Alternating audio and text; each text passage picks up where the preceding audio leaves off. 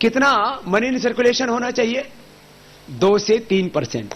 ये ideal money in circulation note currency कितना होना चाहिए? 2 से 3%। भारत की अर्थव्यवस्था, भारत की जीडीपी कितनी है? अरे बोलो तो, बोले बाबा जी अभी कमाते ही नहीं है, अभी तो बाप की कमाई खा रहे हैं। थोड़ा नॉलेज होना चाहिए। करीब 60 लाख करोड़। कितनी है भारत की जीडीपी? करीब 60 लाख, 60 lakhs करोड़, 60 लाख करोड़। तो यदि भारत की अर्थव्यवस्था 100 लाख करोड़ हो तो 2 से 3 लाख की जरूरत है। अभी भारत की अर्थव्यवस्था के लिए कितने मनी इन सर्कुलेशन चाहिए? मात्र 2 लाख करोड़। कितना चाहिए पैसा यहां? मात्र, और यहां है 10 लाख करोड़। रिजर्व बैंक ने जो नोट छाप रखे हैं, इसका मतलब यही बड़े नोट और अधिक नोट, यही करप्शन का जड़ है। ये खत्म कर देना चाहिए। समझ में आई अब बात जो मैं घुमा घुमा के आपको बता रहा हूं? 10 लाख करोड़ रुपए पैसा है, नोट है, मनी इन सर्कुलेशन है, तो कितना होना चाहिए भारत की अर्थव्यवस्था? 50 से गुना कर दो, कितना हो गया? करीब 400 से 500 लाख करोड़। कितना? ये है, लेकिन यही अनकाउंटेड मनी है, यही काला धन है। अब काला धन समझ में आया? ये ब्लैक मनी सुनते रहते हो ना रोज, यही काला धन है। ये ऐसे जनरेट हो रहा है। इसके मूल स्रोत हैं अधिक नोट, बड़े नोट, इलीगल माइनिंग करके, डेवलपमेंट का पैसा चुरा के, रिश्वतखोरी करके, टैक्स की चोरी करके, ये पैसा जो जमा कराया गया उसको बोलते हैं ब्लैक मनी। तो ब्लैक मनी समझ में आया? और करप्शन, करप्शन का मतलब क्या है? बिना मेहनत के माल कमाना, ये करप्शन। बिना किए कमाना, दिस इज करप्शन। तो ये खत्म होना चाहिए कि नहीं? बोलो, अरे जोर से तो बोलो। ये खत्म होना चाहिए। आपने भी सिग्नेचर करके दिया है, मैं आपका पहले तो धन्यवाद करता हूं इस बात के लिए। कितना है ये? करीब 400 लाख करोड़ रुपए। ब्लैक मनी कितना है? करप्शन करके कितना इकट्ठा किया गया है? जोर से तो बोलो। यदि एक डिस्ट्रिक्ट को डेवलपमेंट के दिया जाए, डेवलपमेंट के लिए, तो कितना मिलेगा? करीब 624 डिस्ट्रिक्ट हैं भारत में। कितने हैं? 624। कुछ छोटे छोटे डिस्ट्रिक्ट्स भी हैं। चलो 600 डिस्ट्रिक्ट्स में ये इस पैसे को डिवाइड किया जाए तो ये हो जाएगा करीब 60 लाख करोड़ रुपए, 60,000 करोड़ रुपए से ज्यादा एक डिस्ट्रिक्ट को मिलेगा। कितना? 60,000 करोड़। 60,000 करोड़ यदि विजयनगरम को मिल जाए तो विजयनगरम की सूरत बदल जाएगी कि नहीं? बड़ा पापा जी ये तो अभी दिलवा दो। तो फिर या यूनिवर्सिटी खोलो, कॉलेज खोलो, इंडस्ट्री खोलो, एग्रीकल्चर रिवोल्यूशन करो, जो भी करना है करो। किसानों का, फार्मर का खेत को पानी दो, इंडस्ट्री बनाओ, सब कुछ करो, स्कूल, कॉलेज, यूनिवर्सिटी, सब कुछ हो जाएगा। 60,000 करोड़ एक गांव को के अंदर डिवाइड किया जाए तो कम से कम 100 करोड़। ये जिस दिन भारत में ब्लैक मनी खत्म हो जाएगा, करप्शन खत्म हो जाएगा और ब्लैक मनी हिंदुस्तान को वापस मिल जाएगा, उस दिन भारत वर्ल्ड इकोनॉमिक पावर बन जाएगा, दुनिया का सबसे पावरफुल कंट्री। तब समझ में आया ये what is the corruption and black money. ये है करप्शन और ब्लैक मनी। इसलिए मैं आया हूं कि आप लोग अभी समझिए, नहीं तो तुम कमाते रहोगे 10, 20, 25, 50 हजार और ऊपर से बैठे बैठे बेईमान। अब बताओ, ए राजा ने कोई पढ़ाई की है क्या?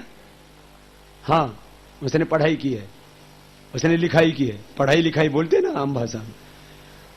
लोग मेहनत करके मर जाते हैं और उसने एक कलम चलाई और कितने कमाए? एक बार सिग्नेचर कर दिए 10-20 कंपनियों को। ये तुम्हारा वैज्ञानिकों ने रिसर्च किया, क्या बनाया? 2G, 4G, 6G, समझ में आया? और लास्ट में आया तो एस बैंड में तो बैंड ही बज गए फिर सरकार के। ये कुछ वेव्स तैयार की जिससे कि हम कांटेक्ट कर सकते हैं। तो उस साइंटिस्ट ने तो रिसर्च करके वेव्स तैयार की जिससे कि आपस में हम कोऑर्डिनेशन कर सकें। और इन्होंने क्या किया? वो सारा बेच दिया। 1,76,000 करोड़ का तो लॉस हुआ, लाखों करोड़ रुपए का माल कुछ पैसे में बेच दिया, बस बाकी खा गया। तो बोलो ये काम खत्म होना चाहिए कि नहीं? बोले बाबा ये तो तमाम तमाशा खत्म होना चाहिए। ये है देश में बहुत बुरी हालत। अब रोके कौन इसको? करप्शन को स्टॉप कौन करेगा? इसके लिए कुछ एजेंसी बनाई। करप्शन को स्टॉप करने के लिए सबसे बड़ी एजेंसी का क्या नाम है? Central vigilance commission. चोरों के ऊपर निगरानी रखने वाला, चोरों को रोकने वाला एजेंसी। और उसके ऊपर बैठा दिया महाचोर थॉमस को। फिर बाद में प्रधानमंत्री जी कहते हमसे गलती हो गई। गलती नहीं होगी, जानबूझ के बैठाया था जिससे कि आस पड़ोस के सारे चोर सुरक्षित रहे।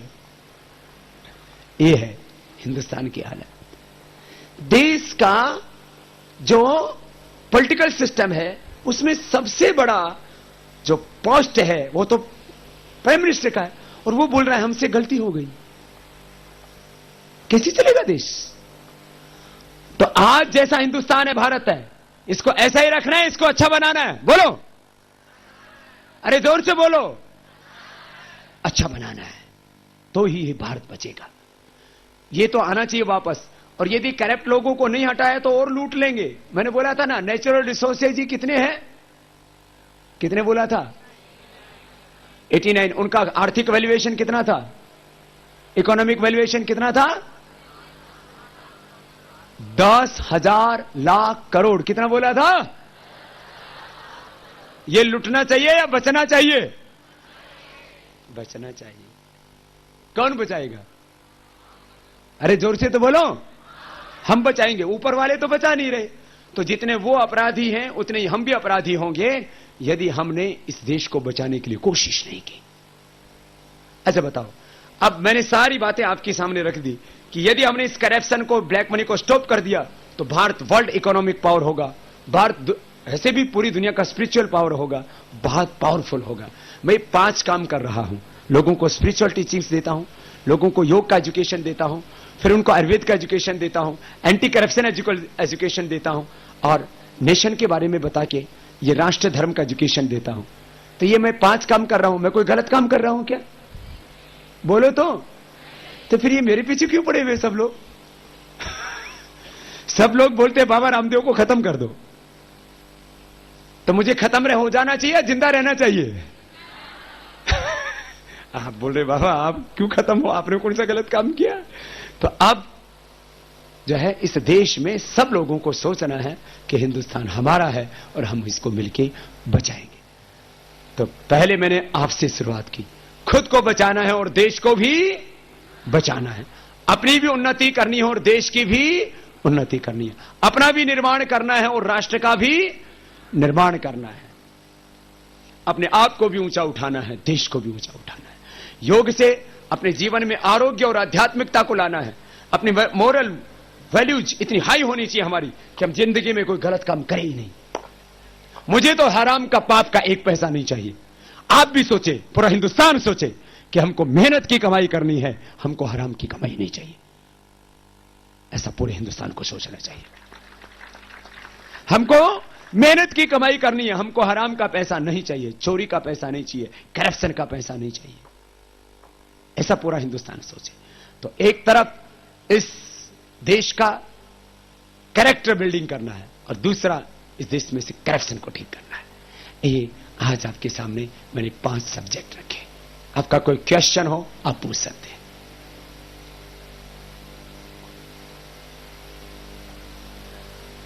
अभी तक थोड़ी देर तो आपको सोचने की फुर्सत नहीं थी, मैंने आपको बिजी रखा है? आप कोई क्वेश्चन हो तो आप पूछ सकते हैं। कितने अच्छे हैं हमारे बच्चे। इनको हमारे गुरुजी कहा करते थे, 2 आदमियों को क्वेश्चन नहीं आता है, एक जिसको सब कुछ समझ में आ गया हो और एक दूसरा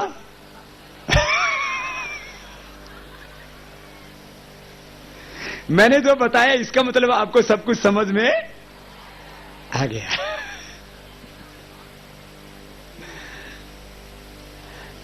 चलो तो बस। एक क्वेश्चन आया है, बाबा जी दहेज को क्या बोलते हैं तेलुगु में? वरकट्नम। डोरी। ये डोरी लेना चाहिए कि नहीं? बहनों ने तो बोल दिया नहीं। अरे तुम बोलो बदमाशो, बोलो। अभी थोड़ी देर पहले क्या बताया था? हराम का पैसा, जोर से बोलो, हराम का पैसा जो तुम्हारे ससुर साहब ने कमाया उसके ऊपर तुम्हारा क्या हक है? जो तुमने नहीं कमाया उसके ऊपर तुम्हारा राइट। मैं तो कहता हूं जो हमने किया उसी का हमको क्रेडिबिलिटी लेना चाहिए और वही सुख भोगने का हमको अधिकार है। हमारे ससुर साहब ने जो जिस घर से हम बेटी को लेकर के आते हैं उस घर से बेटी लेकर के, बहू लेकर के जो है हम शादी करके एक परिवार की एक कन्या को लेकर के आ गए। ये तो संसार को चलाने की नीति है, ये व्यवस्था है, ये हमारा सामाजिक व्यवस्था है, ठीक है? ये सोशल सिस्टम है हमारा, ये फैमिली सिस्टम है हमारा, ठीक है। लेकिन उस घर, जिस पैसे को तुमने कमाया नहीं उसके ऊपर तुम्हारा कोई राइट नहीं है। इसलिए दहेज लेना भी ये एक तरह का पारिवारिक भ्रष्टाचार है, ये फैमिली करप्शन है। इसको भी करेक्ट करने की जरूरत है। आप लोग संकल्प लेके जाना, दहेज मत लेना।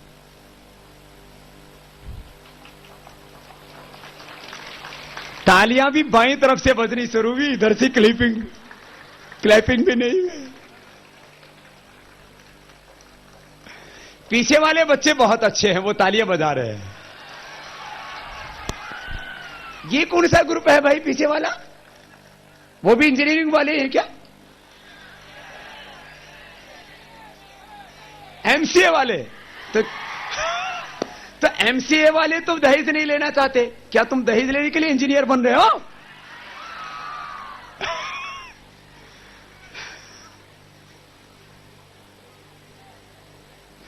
चलो मैं क्वेश्चन करता हूं दो चार।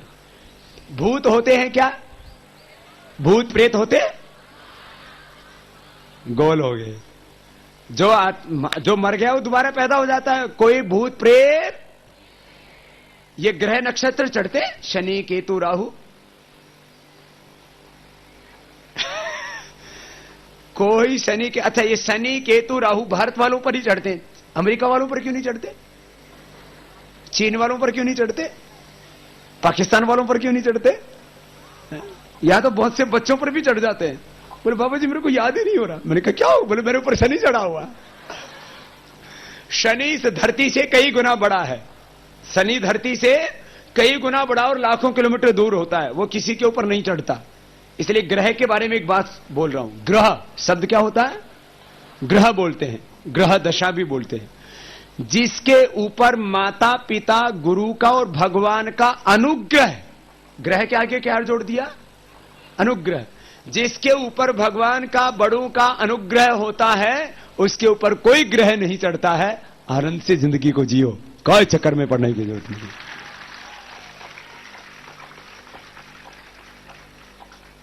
बहुत अंधविश्वास है हमारे यहां। कुछ समय देखते हैं मुहूर्त ठीक है या नहीं। हर समय हर घड़ी मुहूर्त है। समय किससे बनता है? सूरज और चांद की, धरती की गति से। सूरज, चांद, धरती सब क्या हो रहे हैं? घूम रहे हैं। और इससे क्या बनता है? समय, दिन रात समय। तो सूरज और चांद, धरती किसने बनाए? भगवान ने।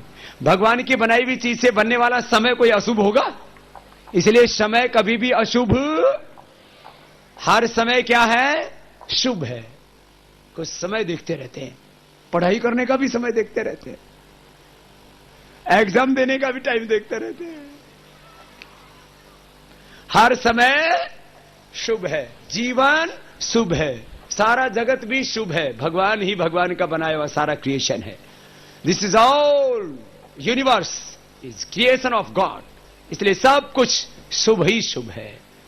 आप सबके जीवन में भी शुभ हो, मंगल हो और आप सच्चे अर्थों में भारत माता के पुत्र होकर के, ऋषिपुत्र होकर के, ईश्वर की पुत्र संतान होकर के जीवन में कुछ ऐसा काम करके दिखाना जिससे आपके ऊपर आपको भी गर्व हो, आपके माता पिता को गर्व हो, इस देश को गर्व हो। आप एक व्यक्ति नहीं हैं, आप संपूर्ण राष्ट्र के प्रतिनिधि हैं।